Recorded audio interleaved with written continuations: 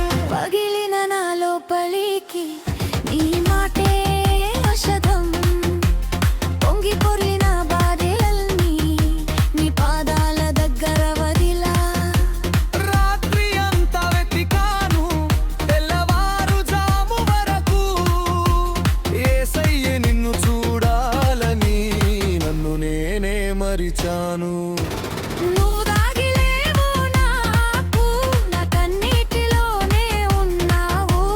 నువ్వు దూరం కాలేవు, నా ఊపిరిలోనే ఉన్నావు, ఊపిరిలోనే ఉన్నావు. యేసయ్యా నిన్ను చూడాలని, యేసయ్యా నిన్ను చూడాలని, నా హృదయం మరుస్తుంది ముఖం నాకు జీవము.